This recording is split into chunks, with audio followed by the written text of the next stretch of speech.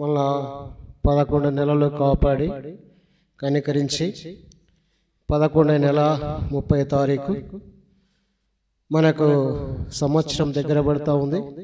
ఇంతవరకు దేవుడు గొప్పగా మనల్ని ప్రేమించి సంఘములో పరిశుద్ధ మన కార్యంలో సజీవులుగా ఉంచినందుకై వందనాలు చెల్లించుకుందాం. మనం ఇంతవరకు ఆరాధన మొత్తంలో విన్నాం. అందులో ఎన్నో హెచ్చరికలు, ఎన్నో విషయాలు మనం తెలుసుకున్నాం.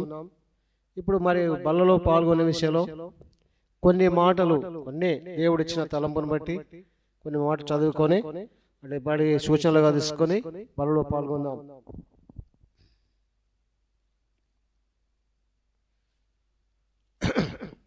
రోమాపత్రిక 5వ అధ్యాయం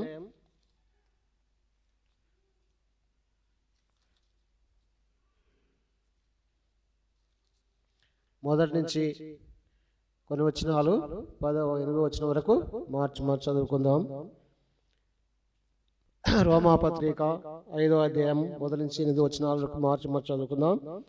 కాబట్టి విశ్వాస మూలమున మన నీతిమంతులముగా తీర్చబడి మన ప్రభువైన యేసుక్రీస్తు ద్వారా దేవునితో సమాధానము కలిగి ఉందాం.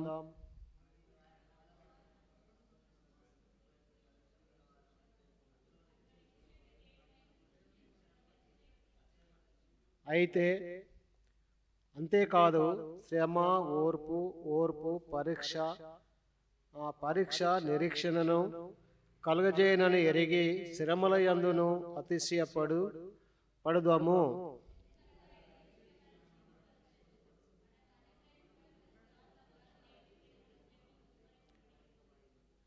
ఏలయనగా మనం ఇంకా బలహీనులమై ఉండగా క్రీస్తు యుక్త కాలమున భక్తినుల కొరకు చనిపోయెను.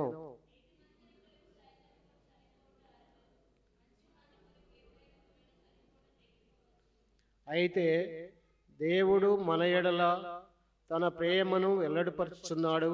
ఎట్లనగా మనం ఇంకను పాపులమై ఉండగా క్రీస్తు మన కొరకు చనిపోయెను. చాలు. ఇక్కడ ఏమైనాడు వాక్యం దేవుడు ఇది అక్కడము దేవుడు ఇక్కడ మాట్లాడే రీతిలో ప్రార్థన చేసుకొని మనం ముందుకెళ్దాం.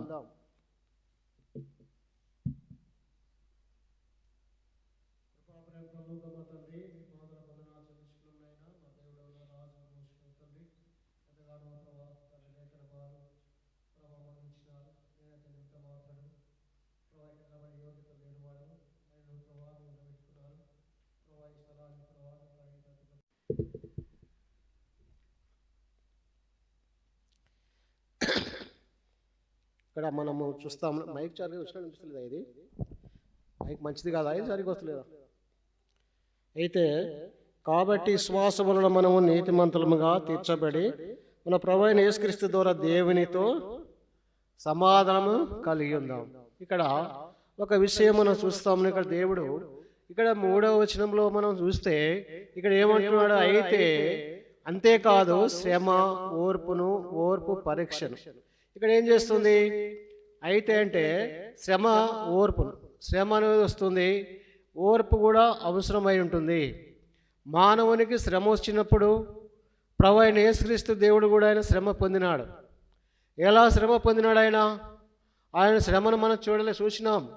ఆయన ఎంతగానో ఆయన అవమానపరచబడ్డాడు. ఎంతగానో ఆయన బాప్తిసం తీసుకున్నాడు. ఆయన బాప్తిసం తీసుకొని బయటికి వెళ్ళగానే సాతాను వచ్చి ఆయన ఎత్తుకొని పోయి ఆరణ్యంలో తిప్పినాడు. అక్కడ శ్రమ ఉండే స్థలం ఆయన చూస్తే ఎన్నో శ్రమలు పొందినాడు. శ్రమ యందు ఓర్పు కలిగి పరీక్షను. ఓర్పు అనేది పరీక్ష పెడుతుంది. ఈ పరీక్ష కూడా ఎలా అవసరం ఉంటుంది? నిజంగా ఒక విద్యార్థి చదువుకునే సమయంలో ఏం చేస్తాడు? ఆయనకు పరీక్ష రాయాలంటే ఏం కావాలి? చాలా ఓర్పు కావాలి. తొందరపడి రాస్తే రాదు, కానీ బాగా చదవాలి, రాత్రి పగలు చదవాలి. చదివినప్పుడు ఓర్పు వస్తుంది. అంటే ఇది ఎక్కడి నుంచి వస్తుంది? మన ప్రభువైన యేసుక్రీస్తు దేవుడు. కాబట్టి విశ్వాసంలో మనము నీతిమంతులుగా తీర్చబడి, విశ్వాసం ఇస్తే నీతిమంతులుగా తీర్చబడతాం. విశ్వాసం అనేది నీతిమంతులుగా తీర్చబడుతుంది. అదే విశ్వాసం అనేది నీదేం చూస్తున్నాం? మన ఒక విషయం ఏదో ఒక ఆలోచన వస్తే ఏదో పని చేయబోతే అదేమొస్తుంది? విశ్వాసము చూపిస్తుంది. నువ్వెవరు నమ్ముకున్నావు? ప్రభు అయిన యేసుక్రీస్తు దేవుడు నీలో ఉన్నాడు. నువ్వు ప్రభువుని ఆరాధిస్తున్నావు, నువ్వు ప్రభుని స్తుతిస్తున్నావు, నువ్వు ప్రభుని ఘనపరుస్తున్నావు. ప్రభువు నీలో ఉన్నాడు, నువ్వు ఆయన నీలో ఉన్నాడని మనము ఆయన గుర్తు చేస్తూ ఉంటుంది.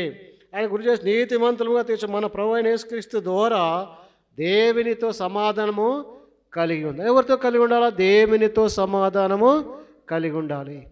అంటే దేవునితో సమాధానము కలిగి ఉన్నప్పుడు ఎలా ఉంటుందంటే, నీకు నాకు ఎంత శ్రమ వచ్చినా, ఎంత కష్టం వచ్చినా, ఎన్ని అవమానాలు వచ్చినా, ఎన్ని నిందలు వచ్చినా సమాధానంగా ఉంటాము. కొన్ని పనులు మనం చేసినప్పుడు ఎట్లుంటాయి తెలుసా? ఆ పని చేసేటప్పుడు ఎట్లుంటుంది? ఇంకా కాదా, ఇంకా కాదా, ఇంకా కాదా అని వస్తుంది. కాకుంటే మరలా మన ప్రభు దగ్గరికి వచ్చి, ప్రభువా ఈ పని జరగలేదు, ఈ పని కావాలని మనం ప్రార్థన చేసినప్పుడు దేవుడు ఏం చేస్తున్నాడు? అక్కడ సమాధానం ఇచ్చినప్పుడు ఆ పని దేవుడు చేస్తాడని మన నిరీక్షణ వస్తుంది.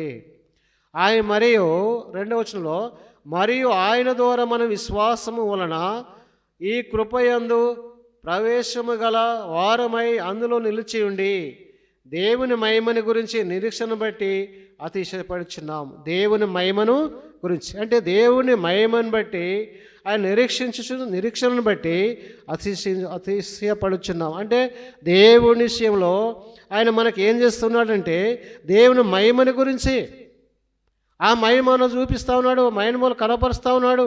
మనం నిరీక్షిస్తున్నాము అంటే ఆయనలో మనం ఏడలో ఉంటున్నామంటే ఆయన సమాధాన స్థితిలో సమాధానం కలిగి ఉందాము అంటే ప్రభు సన్నిధిలో మన సమాధానం కలిగి ఉన్నప్పుడు ఈ నిరీక్షణ అన్నీ కూడా కలుగుతాయి.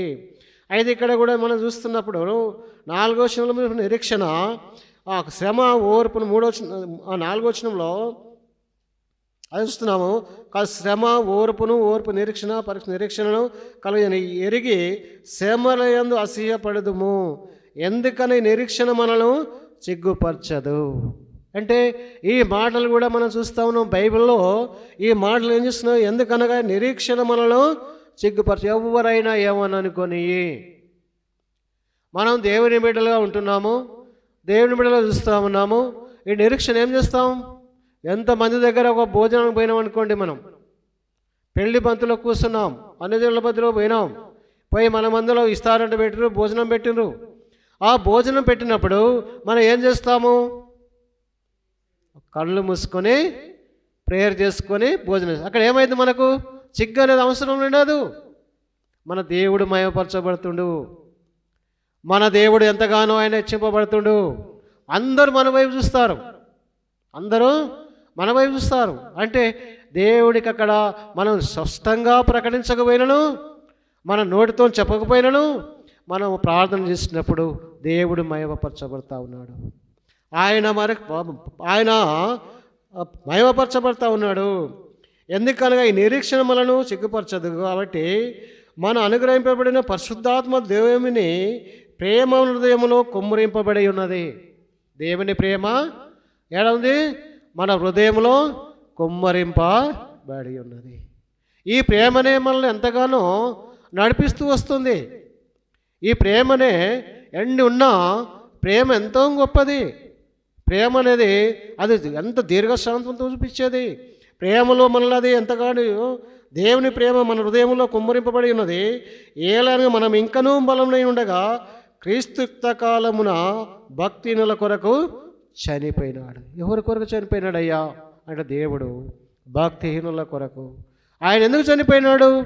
నిన్ను నన్ను రక్షించుకోవాలని, నిన్ను నన్ను ఆయన బిడ్డల పాపంలో తీసుకోవాలని ఆయన ఏం చేస్తున్నాడు? శిలువ మరణమైనాడు. ఆ మరణం ద్వారా ఆయన మళ్ళా ఎంతగానో నీతిమంతుని కొరకు సైతం ఒకడు చనిపోట అరుదు. నీతిమంతుని ఒకరు చనిపోతారా? కాదని ప్రభు అయిన దేవుడు పాపుల కోసం చచ్చిపోయినాడు, పాపుల కోసం మరణమైనాడు, పాపుల కోసమైన రక్తం కార్చినాడు. ఎందుకంటే నిన్ను నన్ను రక్షించుకోవాలని ఆయన పరలోకం నుంచి భూలోకం వచ్చి మన కోసమైన చనిపోయినాడు, చేపట్టాడు. 3వ దినం మృత్యుంజయ లేచినాడు. నిజంగా మనం ఇక్కడ చూన్నాం. ఇలాగ 6వ వృత్తంలో ఒక విషయం విన్నాం. అక్కడ చూసినాము, ప్రభు గ్రామంలో అయినా ఇప్పుడు ఎప్పుడు మనబడి ఉంటాడు, మనబడి చూస్తాడు, మనం తిరుగుతాడు, నిలబడతాడంటే మనము అప్పుడు విశ్వాసంలో ఉంటాం. కానీ ఆ శిష్యులందరూ గ్రామంలో నడిచిపోతూ ఉన్నారు. వారి మధ్యలో ఆయన వచ్చి ఒకటిగా మాట్లాడుకుంటూ వస్తూ ఉన్నాడు. ఆ మాట్లాడుకుంటూ వచ్చిన సమయంలో వాళ్ళు గుర్తుపట్టలేదు చూడండి. కానీ వాళ్ళ కళ్ళు ఎప్పుడు తెరవబడ్డాయి? రొట్టె విరిచినప్పుడు. అంటే దేవుడు నన్ను ప్రేమించి నువ్వు చేసే పనిలో, నేను చేసే పనిలో అందరికి మన ఎమ్మడే ఉంటాడు. మనం గుర్తుపట్టలేము. ఆయన మనకు కొన్ని సలహాలు ఇస్తాడు, సూచనలు ఇస్తాడు. ఆయన మనతో మాట్లాడతాడు. ఎట్లా మాట్లాడతాడు? ఆలోచన తిప్పుతాడు. బిడ్డ, నువ్వు మార్గము చెల్లది. దేవుడు ఏం గుర్తు చేస్తాడు? పక్క నుంచి లేవంగానే, బిడ్డ లే, నేను నీతో మాట్లాడాలి నింపుకున్నప్పుడు మనం లేవగానే ఏం చేస్తాము? లేచి కూర్చొని ప్రభువుకుని స్తుతులు చెల్లిస్తాం. అంటే ఆ సమయంలో దేవుడు కూడా మన దగ్గర వచ్చినాడు. అక్కడ ఆయన నీ ప్రార్థన, నా ప్రార్థన వింటున్నాడు. నువ్వు ప్రార్థన చేసుకోకుంటే, మనం ఆరాధించకుంటే, మనం స్తుతించకుంటే, పడక నుంచి లేచినప్పుడు ఆయన మనకు గణపరచకుంటే, సైతాను కూడా ఏం చేస్తాడు? వెనకెమ్మడే ఉంటాడు. వాడి ఇష్టం వచ్చినాడు పొద్దంతం చేస్తూ ఉంటాడు. కానీ మనం ఏం చేయాలా? ఆయనను మనం స్తుతించాలి, ఆయనను మనం గణపరచాలి. ఎందుకు గణపరచాలి? ఆయన అయ్యా నా కోసం ఏం చేసినావు అంటే, ఆయన భక్తిహీనుల కొరకు చనిపోయాను, నీతిమంతుల కొరకు సైతం 8వ వచనం చూస్తే, అయితే దేవుడు మన ఎడల తన ప్రేమను ఎల్లడిపరుచున్నాడు. ఎట్లనగా మనం ఇంకనూ పాపులమై ఉండగా క్రీస్తు మన కొరకు చనిపోయినాడు. ఇంకా పాపులమై ఉన్నమాట. రక్షింపబడ్డాం, బాప్తిసం తీసుకున్నాం, ప్రభులో బలలో పాల్గొంటున్నాం. కానీ ఇంకా పాపులై ఉన్నారు. దేవుడు చూస్తూ ఉన్నాడు, దీర్ఘమంతుగా చూస్తూ ఉన్నాడు. దేవుడు ఎంతగానో ఆయన నారకట్టపల్లిని పరీక్షిస్తూ ఉన్నాడు. ఆయన ప్రపంచ దేశాలు ఎక్కడికి ఆయన మరుగైన ఏం లేవు, అనేకులు రక్షణలోకి రావాలని చూస్తూ ఉన్నాడు దేవుడు. ఆయన చనిపోయినాడు, పాపులైన ఆయన తన ప్రేమను వెల్లడిపరుచుచున్నాడు. అయితే దేవుడు మన ఎడల తన ప్రేమను వెల్లడిపరుచున్నాడు. ఆయన ప్రేమ, నువ్వెంత ఘోర పాపివైనా సరే, నువ్వు ఎలా జీవిస్తున్నా సరే, నువ్వు ఎలా నడుస్తున్నా సరే, ఆయన ప్రేమను వెల్లడిపరుస్తున్నాడు. నా బిడ్డ, నా కుమారుడా, నా కుమార్తె, ఇకనన్నా మారు, ఇకనన్నా క్షమాపణ పొందు, ఇకనన్నా మారు మనసు పొందు. ఇక తీర్మానం చేసుకో, నీ అలవాటు తిరిగించుకో, నీ పద్ధతులు మార్చుకో అని దేవుడు దీర్ఘశాంతం చూస్తూ ఉన్నాడు. ఎంత గొప్ప దేవుడు అండి! ఆయన ప్రేమించే దేవుడు. ఆయన మన దేవుడు దండించే దేవుడు కాడు. స్కూల్కి వెళ్తే స్కూల్ టీచర్ ఏం చేస్తాడు? దండిస్తాడు, ఒక పాఠం సపరిస్తాడు. కానీ మన దేవుడు అలా కాడు, ప్రేమను చూపిస్తాడు, ప్రేమతో మాట్లాడతాడు. చూడండి, మనం ఒక వ్యక్తికి ఎవరినైనా మనం కోపంతో మాట్లాడితే వారు కోపం చేస్తారు. మనము ప్రేమతో మాట్లాడితే వాళ్ళు ఆ హృదయంలో ప్రేమ కలిగి ఎంతగానో మన మీద ప్రేమ చూపిస్తారు. అంటే మన దేవుడు కూడా అంత ప్రేమతో పిలుస్తున్నాడు, అంత ప్రేమతో మనలను నడిపిస్తున్నాడు, మన కొరకు చనిపోయినాడు. కాబట్టి ఆయన రక్తములను ఇప్పుడు నీతిమంతులుగా తీర్చబడి మనకు నిశ్చయంగా ఆయన ద్వారా రక్షింపబడదుము. ఎవరి ద్వారా? ఆయన రక్తం వలన. అంటే ఎవరిది? దేవుడి రక్తం వలన. ఆయన రక్తం వలన మనము ఆయన నీతిమంతులుగా తీర్చబడి, ఆ రక్తం ఏది వచ్చిందండి? నీతిమంతులుగా చేసింది. ఆయన రక్తమే మనల్ని కడిగింది, ఆయన రక్తమే మనల్ని పవిత్రంగా చేసింది. ఆయన ఎందుకు ఇచ్చినాడు మరి? ఆయన శరీరం మనకు ఎందుకు ఇచ్చినాడు? ఆయన రక్తం ఎందుకు ఇచ్చినాడు? నన్ను జ్ఞాపకం చేసుకున్నాడు దీనిలోని చేయుడి. ఏం చేయాలా? ఆ రొట్టెలో పాల్గొందినప్పుడు మనము ఇది ప్రభు శరీరం అని మనం జ్ఞాపకం చేసుకోవాలి. ఏదో పాస్టర్ గారు ఇచ్చిన రొట్టె కాదు, పాస్టర్ గారు ఇచ్చిన రక్తము కాదు, అది ప్రభు శరీరము, ప్రభు రక్తము. ఆయనను మనం గుర్తు చేసుకోవాలి. గుర్తు చేసుకొని పాలలో పాల్గొనే విషయంలో మనం చూస్తాము. ఆయన ఎంతో ప్రేమను కనపరిచిన దేవుడు. ఆయన రక్తం వలన ఇప్పుడు నీతిమంతులుగా తీర్చబడి మరింత నిశ్చయం ఆయన ద్వారా ఉగ్రత నుండి రక్షింపబడదుము. ఉగ్రత నుండి ఏదైనా మన ఉగ్రత నుంచి రక్షింపడాలంటే ఆయన రక్తమే అవసరము. ఎక్కడ కూడా మనం రక్తం గురించి ప్రభువును మనం యేసు ప్రభు రక్తం గురించి మనం మాట్లాడితే సైతాను మన పక్కన నిలబడాడు. చూడు వెళ్ళిపోతాడు. యేసు రక్తం అంటే చాలా అక్కడ ఉండనే ఉన్నాడు. చాలాగానే మన ప్రభు రక్తంలో కడగబడి ప్రభు రక్తంలో మనం శుద్ధి చేసుకొని బలలో పాలు పొందుదాం. అలాగే రండి, కొరింథీ రాసిన పత్రిక 15వ అధ్యాయము, మొదటి కొరింథీ 15వ అధ్యాయము 19వ వచనం. ఈ జీవిత కాలం మట్టుకే మనము క్రీస్తునందు నిరీక్షించిన వారమైన ఎడల మనుషులందరికంటే దౌర్భాగ్యులమై ఉందము. ఇది దేనికోసమండి? ఇక్కడ ఏమంటున్నాడు? ఈ జీవిత కాలం మట్టుకే మనం క్రీస్తునందు నిరీక్షించు వారమైన ఎడలా ఈ జీవిత కాలమే ఏంటి? మనిషి బతుకున్నంతలో రూపమే. మనం ఇక్కడ ఉన్నాం, మనం ఎన్ని రోజులు ఇస్తాము, 4 రోజులు చనిపోతాము, ఏమైతే దానికోసం మనం జీవిస్తాము, దానికోసం ఉందామని అయితే ఎడలా మనుషులందరికంటే దౌర్భాగ్యులమై ఉంటాము. అంటే దేవుడు నమ్ముకొని ప్రజల కన్నా దౌర్భాగ్యులమై ఉంటాం. మనం దేనికోసం నిరీక్షించాలి? పరలోకం కోసము నిరీక్షించాలి. దేవుడు పరలోకంలో ఉన్నాడు, మనం భూలోకంలో ఉన్నాము. భూలోకంలో ఉంటే దేవుడు ఒక దినము రాబోతున్నాడు. ఆయన మధ్యాకాశం రాబోతున్నాడు. ఆయన మధ్యాకాశం రాబోయినప్పుడు మనం ఎక్కడ ఉండాలా? ఎత్తబడి గుంపులో ఉండాలి. అయ్యా ఈ లోకంలో ఉంటేంది, ఇది దీనికోసమే నేను జీవితకాలం మట్టుకేనే మనం క్రీస్తును నిరీక్షించిన వారమైన ఎడల అంటే ఈ జీవితమే నాకు చాలు, ఈ జీవితం ఉంటే చాలు, అవతల నాకు ఏదన్నా జరగని, నేను చనిపోతే ఏమవుతానో నాకు నిరీక్షణ లేదు. మనం చనిపోతే ఏమవుతాము ఆ నిరీక్షణ ఒకటి మనము కలిగి ఉండాలి. మన ప్రభు దేనికోసం మనం రక్షించుకున్నాడు?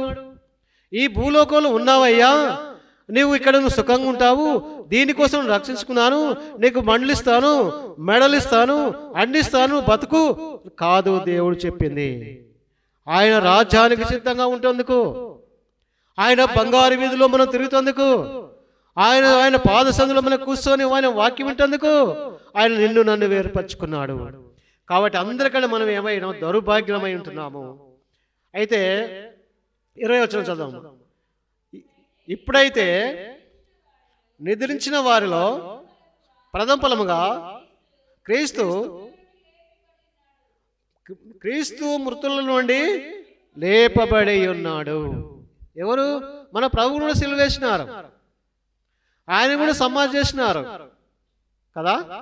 ఆయన కూడా సమాధి చేసి చనిపోయినాడు, శిలువ మీద చనిపోయినాడు, ఆయన సమాధి చేసినారు, ఆయన పెద్ద ముద్ర వేసినారు. కానీ ఇక్కడ ఇప్పుడైతే నిద్రించిన వారిలో ప్రథమ ఫలంగా క్రీస్తు మృతుల్లో నుండి లేపబడి ఉన్నాడు. నిద్రించిన వాళ్ళు ఎవరండి? నిద్రపోతున్నారు, బాగా గాఢ నిద్రలో ఉన్నారు. ఇప్పుడు ఒకరైతే పేరు చెప్పను కానీ ఆ నిద్ర మేల్కోవాలి.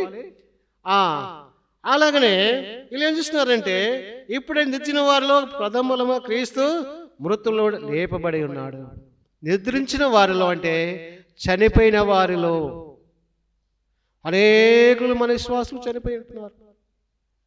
భూలోకంలో అనేకులు చనిపోయి ఉన్నారు, అనేకులు సమాధి చేయబడ్డారు, కొంతమందిని కాల్చివేసినారు. ప్రభు అయితే ఆయన నిద్రించిన వాళ్ళ ప్రథములుగా ఆయన ఏం చేసినాడు? మృతుల నుండి ఆయన చనిపోయినాడు, సమాధి చేసినాడు. ఆయన ఏం చేసినాడు? మృతుల్లో నుండి ఆయన లేపబడి ఉన్నాడు. అంటే మన దేవుడు నీ కోసము నా కోసము పరలోకము నుంచి ఆయన దిగి వచ్చినాడు, లేచి వచ్చినాడు. ఆయన నిన్ను నన్ను రక్షించుకుని ఆయన నీ కోసం నాకుసుకొని ఆయన ఉండినాడు. మనిషిని మరణము వచ్చను గనుక మనిషిని ద్వారానే మృతుల పునరుత్థానము కలిగను. ఎవరికి వచ్చిందండి మరణం? ఎవరి ద్వారా వచ్చింది? మనుషుల ద్వారా. ఆ మనుషులు ఎవరు? ఆదాం ద్వారా వచ్చింది. ఆదాం ఏం చేసినాడు? దేవుడు ప్రేమించినాడు, ఆదామును తీసుకుపోయినాడు, ఏదైనా తోటలో ఉంచినాడు. ఏదైనా తోటలో ఉంచి, అమ్మా మీరు ఏ కష్టం చేద్దయ్యా, ఒక మంచి అన్ని పనులు తినండి, బాగానే ఉంటుంది, అన్ని తినంటే తినక మంచి చెడ్డలు జీవవృక్ష ఫలం తినదని చెప్పినాడు దేవుడు. అది తిని ఏమైపోయినారు? దిగంబరులమని తెలిసిపోయినా. అప్పుడు ఆత్మ చనిపోయినా దేవుని చూడలేకపోయినారు. ఆయన ద్వారానే ఆ పాపమే మనలోకి వచ్చింది, ఆ పాపమే మనలో జరిగింది, ఆ పాపమే మనలో అబద్ధాలు చెప్పిస్తుంది, ఆ పాపాలను పాపాన్ని నడిపిస్తుంది. ఎన్నో విషయాల్లో ఈ పాపము మళ్ళా ఆదాము అవ్వలు చేసిన ఆ మాటలను బట్టి మనము ఎంతగానో మనం ఏం చేస్తున్నాం, పాపలు పోతున్నాం. కాబట్టి మనిషి ద్వారానే మృతుల పుత్తానము కలిగెను. ఆదామునందు మనిషిని మరణము ద్వారా మరణము వచ్చాను కనుక ఆ మనిషిని ద్వారానే మృతుల పుత్తానము కలిగెను. ఈ మనుషులు కూడా ఎవరంటే ప్రభు అయిన దేవుడు మనిషి కుమారునిగా ఈ భూలోకానికి వచ్చినాడు. ఎందుకు వచ్చినాడు ఆయన? నువ్వు నేను పాపం చేస్తున్నావు అని చెప్పాలి, తెలవాలంటే ఎవరు వస్తే వినరండి, మనుషులు వస్తేనే, మానవుడు చెప్తేనే వింటాం.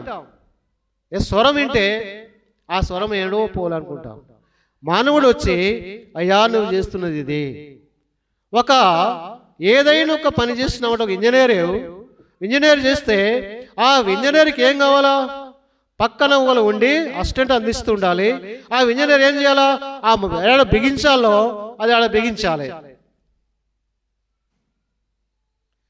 అది ఎక్కడ బిగించాలో అది చెప్పుతుంటేనే మనం చేస్తుంటాం.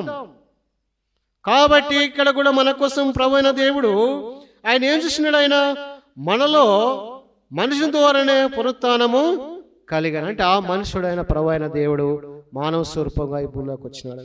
అదే 22వ వచనంలో ఆదామునందు అందరు ఎలాగూ మృతి పొందిరో, ఇక్కడ చూడండి చూపించిన ఆదాము చూపించినారు.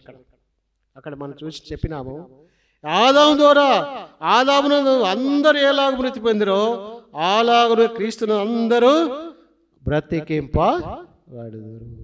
అంటే ఆదాము ద్వారా మృతి పొందిన వారు ఆదాము క్రీస్తునందు అందరూ బతికింపబడుతున్నారు. ప్రభు మందు ఆదాము చనిపోయిన వారుగా ఉన్నారు, ఆదామందు మనం నిరీక్షణ కోల్పోయినగా ఉన్నాము. ప్రభు అయిన దేవుడు నిన్ను నన్ను రక్షించుకొని ఆయన అందు మనం జీవిస్తున్నాం. ఆ జీవమే ప్రభు అయిన యేసుక్రీస్తు దేవుడు. ప్రతి వాడును తన వరుసలోనూ బ్రతికింపబడును. ప్రథమ ఫలము క్రీస్తు తరువాత క్రీస్తు చనిపోయినప్పుడు ఆయన వారు బ్రతికింపబడుదురు. క్రీస్తు చనిపోయినప్పుడు ఆయన వారందరూ కూడా బ్రతికింపబడుతున్నారు. ఎందుకంటే ఆయన అందరినీ గుర్తు చేస్తున్నాం. మన దేవుడు మనం ఎలా ఉన్నాము? ఆదాములాగా ఉంటున్నామా? ఆదాము లాంటి జీవితం జీవిస్తున్నామా? కాకుంటే మనం ఎలాగా జీవిస్తున్నాము? క్రీస్తులాగా మనిషి కుమారునిగా ఈయన భూలోకానికి వచ్చినాం. మనం ఆయన శరీరంలో పాల్పొందే విషయంలో అయ్యా నువ్వు నా కోసం చనిపోయినావు, అయ్యా నీ శరీరం నాకు రొట్టెగా మార్చినావు, అయ్యా నన్ను జ్ఞాపకం చేసుకొని చెప్పినావు. ప్రభా నేను జ్ఞాపకం చేసుకుంటున్నాను. ఆయన స్వార్థ పరిణించేవారుగా ఉండమన్నావు అని మనం ప్రకటిద్దాం. అలాగనే ఆయన ఏం చేస్తున్నాడు? ఇక్కడ పోతే మనము క్రీస్తుని నిరీక్షణ వారమై ఉన్న ఎడలా మనుషులందరికంటే దబ్బులు కాకుండదు, ప్రభువుగా ఉండాలి. శ్రమల నుంచి, కష్టముల నుంచి, ఇబ్బందుల నుంచి మన దేవుడు ఎంతగానో ప్రేమగా తీసుకొచ్చినాడు. అంటే ఆయన మృతులు అలాగనే క్రీస్తు అందరము బ్రతికింపడు. బాగా ఎవరు క్రీస్తునందు ఉంటే మనం బ్రతికబడదాం. ఏమైనా ఇక్కడ మనం ప్రభు బలలో పాల్గొంటే ఏమైతుంది? అక్కడ 11 చూడండి, ఆయన దేవుడని ఆయన మన ప్రభు శరీరం ఉపయోగించిన వారు ఏమని చేస్తున్నారు? చాలా మంది 30 వచ్చిన అనుకుంటా, ఇందువలనే మీలో అనేకులు బలహీనులు రోగులై ఉన్నారు, చాలా మంది నిద్రించుచున్నారు. ఇక్కడ పైన చూస్తే కాబట్టి ప్రతి మనుషుడు తాను పరీక్షించుకును, అలాగా రొట్టె తినే పాత్రను త్రాగవలను. ప్రభు శ్రేయమని వేచింపక తిని త్రాగువాడు తనకు శిక్షావిధి కలుటకే త్రిని తాగుచున్నాడు. ఏం చేసినారు? ఆదాబాబు ఏం చేసింది? వద్దయ్యా ప్రభు తినొద్దని చెప్పినాడు. సాతానుడు వచ్చినాడు, అక్కడ నిలబడ్డది. ఇది నిజమా అంటే అవును అన్నది, తిన్నది. ఏమైంది? అక్కడ చనిపోయింది, నిద్రించిపోయింది. యేసు ప్రభు చూడలేకపోయినా, రాళ్ళకి ఎదురుగా రాలే, అసలే పోయి చెట్ల దాచుకున్నారు. మన జీవితం కూడా ఎలా ఉంటుంది? దేవునికి దూరంగా ఉంటే, దేవునికి మనం అందుబాటులో లేకుంటే ప్రభు సందరికి ఎదురుగా రాలేము. నిజంగా ఒక కాళ్ళ పడిపోయిన స్థితిలో ఉంటే, దేవునికి అవిధేయత జీవిస్తే, విశ్వాసులు కనపడితేనే పక్కకి వెళ్ళిపోతాం. ఎందుకంటే ఆ పాపం అట్లా తీసుకపోతే అంతే. ఆదాము అవ్వలు కూడా అట్నే తోటలు దాచుకున్నారు. నీవు నేను కూడా పరీక్షించుకొని నిజంగా ఎలా ప్రభువా, నిజంగా ఆదాము వల్ల నేను పాపంలో చిక్కినాను. చాలామంది నిద్రించిన వారి మధ్యలో మనం ఉన్నాము. ప్రభువాని మన ప్రభువుని అడిగి ఆయన మన హృదయంలోనే చేర్చుకున్నాం. పేతురు రాసిన పత్రిక 4వ అధ్యాయము, మొదటి పేతురు 4:12.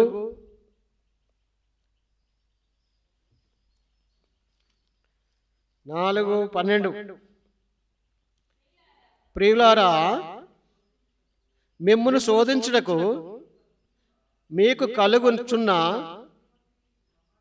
అగ్ని వంటి మహాశ్రమల గురించి మీకు ఏదో యొక్క ఇంత సంభవించినట్లు ఆశ్చర్యపడకుడి. ప్రియాసనులారా, ఇక్కడ ఏమన్నా ప్రియులారా అంటే నిన్ను నన్ను అందరిని దేవుడు ఇక్కడ పిలుస్తా ఉన్నాడు. ఏం చెప్తున్నాడు? ప్రియులారా, మిమ్మల్ని శోధించుటకు మీకు మీకు కలుగుచున్న అగ్ని వంటి మహాశ్రమల గురించి. ఎట్లుంటున్నాయి శోధనలు? మహా అగ్నిలోకి ఉంటాయి, శోధిస్తాయి. మిమ్మల్ని శోధించుటకు మీకు కలుగుచున్న అగ్ని వంటి శ్రమల గురించి మీకు ఏదో ఒక వింత సంభవించినట్లు ఆశ్చర్యపడకుడి.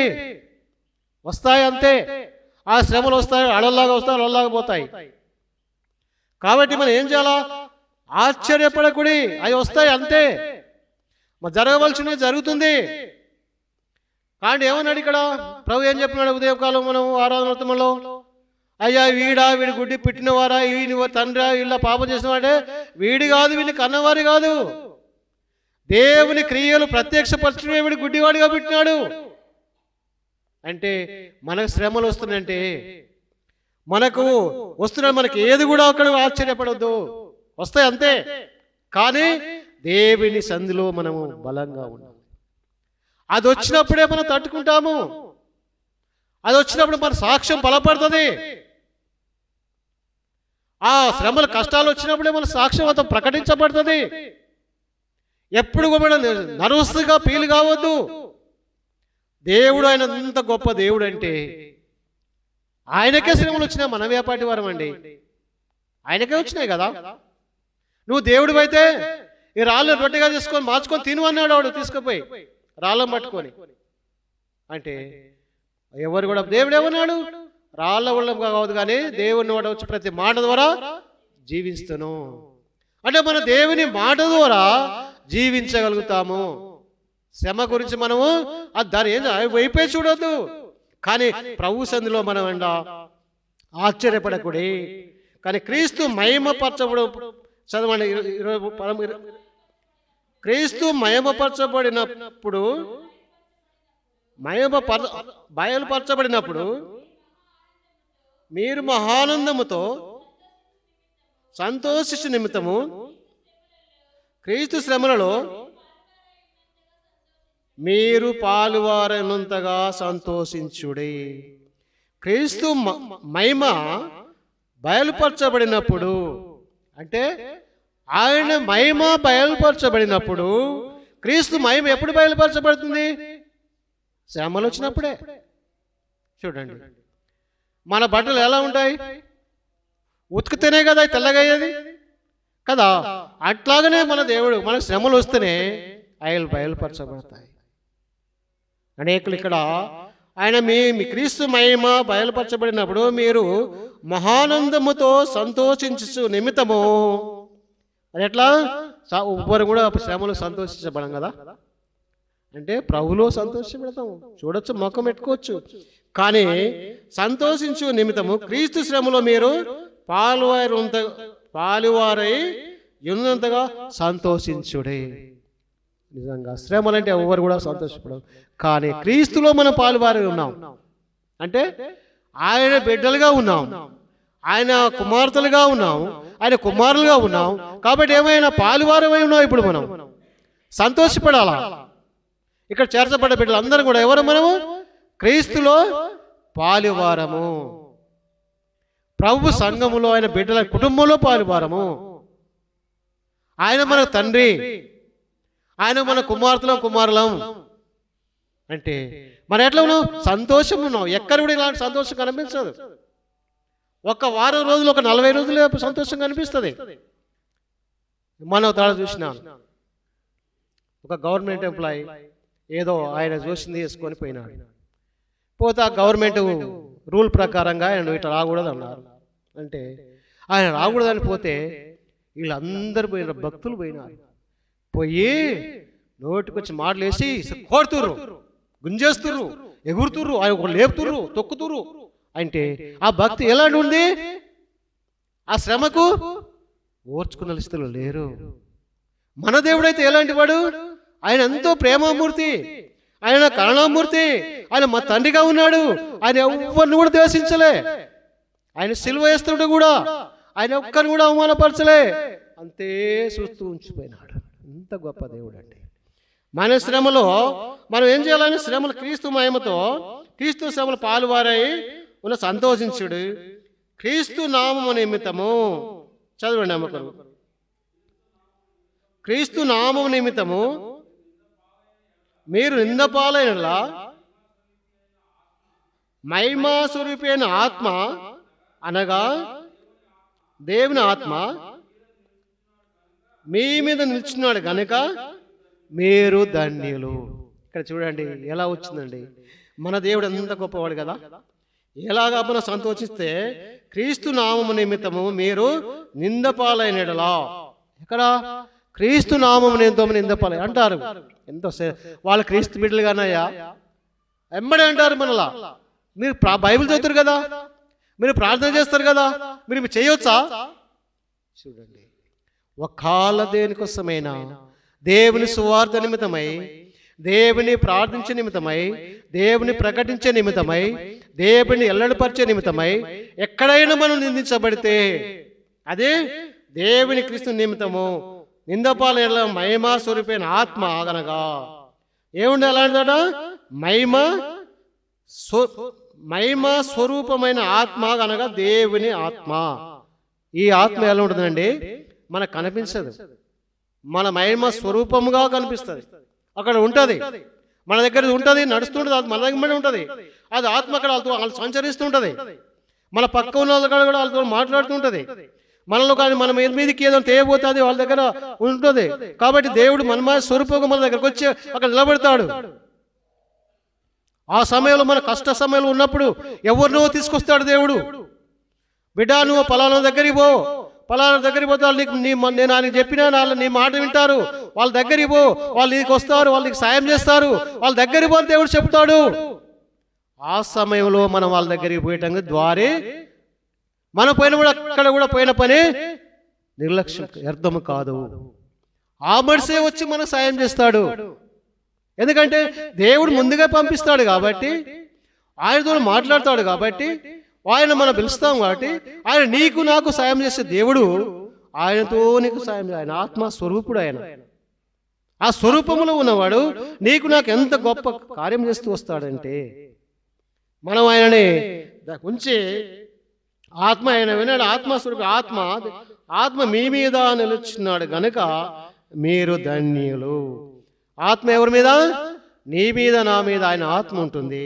మనం ధన్యులుగా ఉంటున్నాం. చూడండి, ఎన్ని సమస్యలు రావచ్చు. నిజంగా నా శరీరం అయితే నడువులోపు అయితే అంత బాధ పెడుతూ నాకే తెలుసు. అది ఆ దేవుడు చూస్తాడు తెలుసు. కానీ అసలు హాస్పిటల్ పోదామంటే దేవుడు అనుమతిస్తలేడు. అది ప్రార్థిస్తున్నాను, ప్రభా ఇదేంటి ఈ సమస్య ఏంటి ప్రార్థిస్తున్నప్పుడు. అట్లాగనే ప్రభా నేనైతే ఇంతవరకు ఎక్కువ గోపాలని చెప్పుకొని దేవుడు పులిపిట చెప్తున్నాను, కానీ ఇంతవరకు పెద్ద హాస్పిటల్కు పెద్దగా ఎప్పుడు పోలేదు ప్రభా, ఎప్పుడు కూడా చూయించుకోలేదు. ఎప్పుడు చిన్నగా పోయినా చూయించుకున్నాను. ఒకే ఒకసారి 1982లో ఎప్పుడు నేను మన అపెండిక్స్ ఆఫీస్ అయినప్పుడే మంచం మీద పండుకున్నాను. ప్రభా నేను ఇంతవరకు హాస్పిటల్ పోలే, నేను పోను, బాగు చేస్తే మీరు చేయాలి, మీరే స్వస్థపరచాలి ప్రభుని అయితే ఆయన గోజాడుతూ ఉన్నాను, ప్రార్థిస్తూ ఉన్నాను. కానీ ఆయన ఎలాంటి దేవుడు? మనకు బాగు చేసే దేవుడు. ఆయన దగ్గర అంతే, ఏ హాస్పిటల్కి పోయినా ఏమో రాస్తా ఉన్నా, కానీ దేవుని వైపే ఎక్కువ కూడా పోలని కాదు. కానీ ఆయన ఆత్మ ఏమైంది మన మీద? ఆత్మ మీ మీద నిలుచున్నాడు గనుక మీరు ధన్యులు. నిజంగా మన దేవుడు ఆయన ఆత్మ మన మీద ఉంది. ఆయన మనల్ని నడిపిస్తూ ఉన్నాడు. మన ధన్యులుగా ఉన్నాం. ఇంత మంచుకున్నామంటే ఆయన ధన్యత, ఆయన కృప, ఆయన ప్రేమ, ఆయన ప్రేమ చూపించే దేవుడు. మనం ఎప్పుడు కూడా శ్రమలు వస్తే కుంగొద్దు. కుటుంబాలు రావచ్చు, సొంతంగా రావచ్చు, ఉద్యోగ స్థలంలో రావచ్చు, వ్యాపార స్థలంలో రావచ్చు, వ్యవసాయం కూడా రావచ్చు, ఒడ్లు నష్టం కావచ్చు, పంట నష్టం కావచ్చు. ఎక్కడ కూడా మనము అవదేవ కృంగవద్దు. అలాంటి మన దేవుడు ఉన్నాడు, ఆయన మళ్ళీ ఉంటున్నాడు, అక్కడ మన పూడ్చుతాడు. ఒకవేళ మన పంట పోయింది, లేకుండా కొన్ని ఒడ్లు పోస్తే మొలకొచ్చినాయి, ఒక 10 బస్తాలు పోవచ్చు. ఆ 10 బస్తాలు విలువ, 20 బస్తాలు విలువ దేవుడు అంతగా రేటు ఎక్కువ ఇస్తుంది అక్కడ. అప్పుడు అనుకున్నా, అయ్యో ఈ బస్తాలు నీ కూడా వచ్చి అంటే దేవుడు నీకు అక్కడ నష్టం జరిగింది కాబట్టి ఆ రేటు పెరిగింది. దేవుడు ఆ రకంగా ఇస్తాడు. కాబట్టి దేవుని సన్నిధిలో మనం ధన్యతలో ఆత్మ మీ మీద నిలుచున్నాడు కనుక మనము మీరు ధన్యులు. మీరంటే నువ్వు నేను అందరం ఉన్నాం. కాబట్టి ప్రభు సన్నిధిలో ఎలా చేయాలి? మనం ఎక్కడ కూడా క్రీస్తు నామం నిమిత్తము ఇందపాల మహిమా స్వరూపైన ఆత్మ కనుక దేవుని ఆత్మ ఇక్కడది నిందపాలైన, శ్రమపాలైన, కష్టాలైనా, దుఃఖాలు వచ్చినా ప్రభునే మనము ఆయన వైపే చూద్దాం. మానవులు మనం ఎవ్వరు కూడా సాయం చేయరండి, ప్రభు చేస్తాడు. కాబట్టి ప్రభు వైపు మనం చూసి బలలో పాల్గొందాం. 2 కొరింథీయులకు రాసిన పత్రిక 6వ అధ్యాయం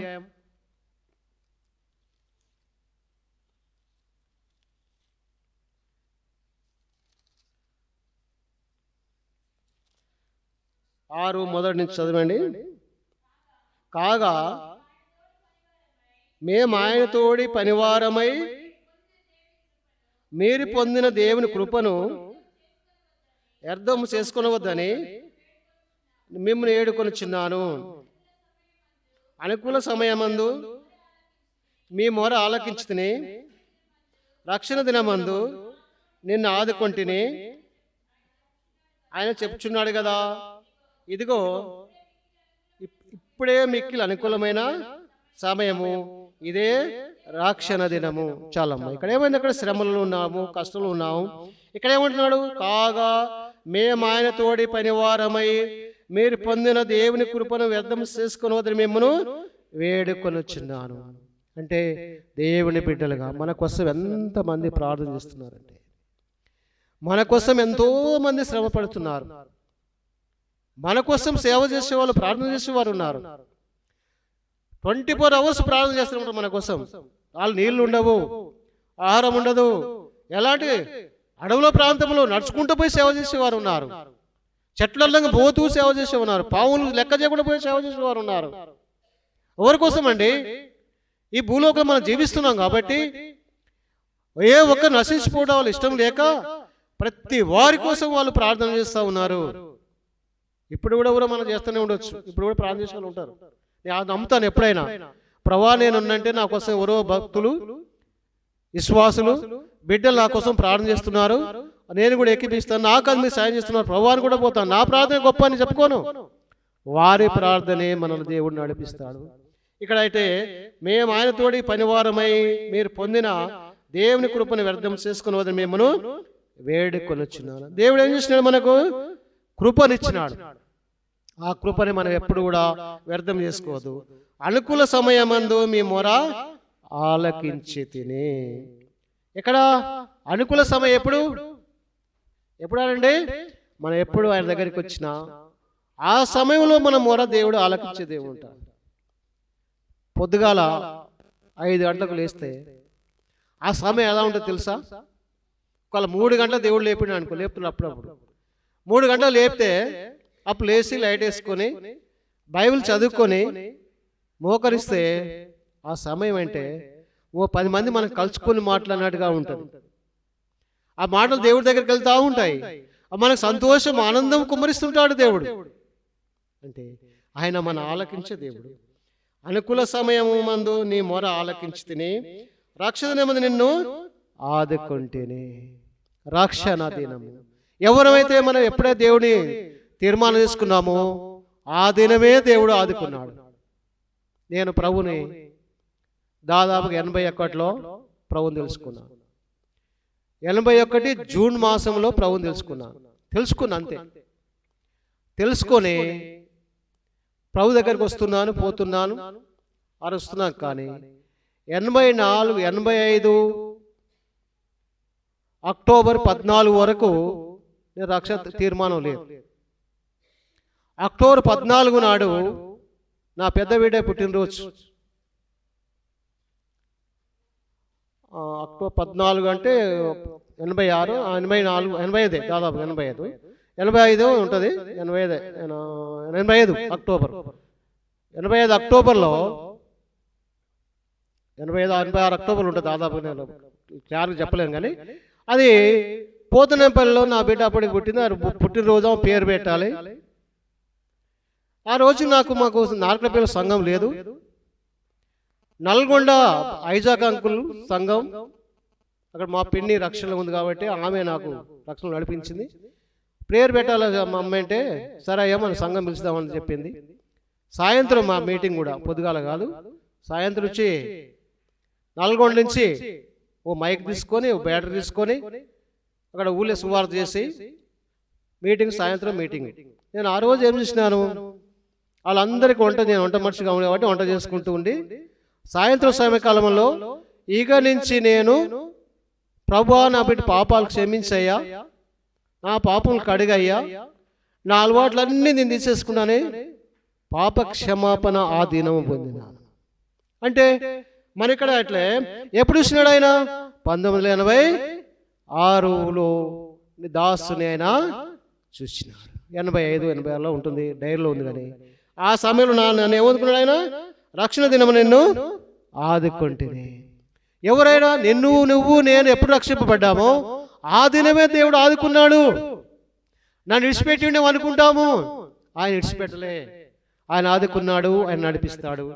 కాబట్టి ఇక్కడ ఆయన ఆదుకుంటుని అని ఆయన చెప్పుచున్నాడు కదా, ఇదిగో ఇప్పుడే మిక్కిలి అనుకూల సమయము, ఇదిగో ఇదే రక్షణ దినము.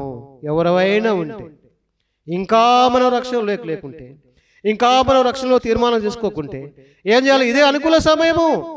ఈ సమయాన్ని మన దేవుని ఏం చేద్దాం? రక్షణ తీర్మానం తీసుకుందాం. రక్షణ తీర్మానంలోకి వచ్చి ప్రభుని బలలో పాల్గొందాం. ఇంకా ఎవరైనా బలలో పాల్గొనకుంటే తీర్మానం చేసుకుందాం. బాప్తిసం తీసుకొని ఉండి మనం దూరంగా ఉంటే తీర్మానం తీసుకొని, ప్రభువా నేను ఇంతవరకు దూరంగా ఉన్నాను, ప్రభువా నేను సేవలో పాల్గొనలేదు, నా ఆలోచనలను బట్టి, నా పాప తలంపులను బట్టి, నా పనులను బట్టి ప్రభువా నేను తీర్మానం తీసుకోలేకపోయినాను. ఈ రోజు నుంచి నవంబర్ 30వ తారీఖు ఆదివారం మధ్యాహ్నం నుంచి నా తీర్మానం తీసుకుంటాను, నీ కోసం నేను జీవిస్తాను అని తీర్మానం చేసుకొని బలలో పాల్గొందాం. అలాగనే మన దేవుడు గొప్ప దేవుడు. మనం ఏం చేయాలా? ఆయన ఎలాంటి దేవుడు? మళ్ళా ఆయన కృప వ్యర్థం చేసుకున్న వద్దని మిమ్మల్ని వేడుకొనిచున్నాను. అనుకూల సమయం మనం ఆలకించే దేవుడు. నువ్వు ఏ సమయమైనా సరే అనుకూల సమయం, మనకు ఎంత కష్టాలు వచ్చినా అనుకూల సమయం, కానీ ప్రార్థనలోకి రావాలి. ప్రార్థనలకు వచ్చినప్పుడైనా ఆదుకునే దేవుడు. అట్లా కూడా ప్రేమిస్తాడు, కానీ చూస్తాడు. మనం బాధారిపోతున్నాం. పిల్లలు ఏం చేస్తారు? డాడీ బిస్కెట్ దే అంటారు, లేకుంటే చాక్లెట్ దమ్మంటారు. అకాలి వాళ్ళు చెప్పలేకుండా ఏమంటాం మనం? తీసుకుపోం కూడా, చెప్తేనే తీసుకుపోతారు. అందుకనే మన దేవుని కూడా మనం చెప్తేనే ఆయన ఇస్తాడు, ఆయన అడిగితేనే మనం దయచేస్తాడు. ఇస్తే ఎప్పుడైనా ఒక విషయము అడగకుండా ఇస్తే దానికి ఇవ్వకూడదండి. ఆయనకి ఎక్కువైనా ఇచ్చిరండి అంటారు. ఒకవేళ మనం అడిగితే అది ఇస్తే ఎంత దానికి ఇల్లు ఉంటుందో కృతజ్ఞతలు తెలుపుతూ ఉంటారు. బ్రదర్ అడగగానే ఇచ్చినందుకు వందనాలు, థ్యాంక్ యూ అంటాం. ఒకవేళ నీ కష్టం ఉందేమో, బ్రదర్ నీ కష్టం ఉందో, ఈ 50 రూపాయలు 5,000 తీసుకొని నీ అప్పులు తీసుకో అంటే ఆయనకి ఏమైంది? ఆయనకు లెస్స డబ్బులు ఉన్నాయి, అడ్డగోలు సంపాదించిండు అని ఇస్తాడయా అంటారు. ఎందుకంటే దానికి విలువ లేదండి. ప్రభు దగ్గర కూడా మనం అడగాలి, పొందాలి. పొందినప్పుడే మనం దానికి విలువ చూస్తాం, మనం అడుగుతాం, అనుకుంటాం నిజంగా నా దేవుడు ఇది అడిగితే ఇది ఇచ్చిండు. నాకైతే దేవుడు ఎప్పుడు తక్కువ చేయడు. అడిగితే ఇస్తూనే ఉంటాడు, చేస్తూనే నడిపిస్తూనే ఉంటాడు. ఏ సమస్యకైనా. నాదొక ఫైల్ ఉంది హైదరాబాద్లో,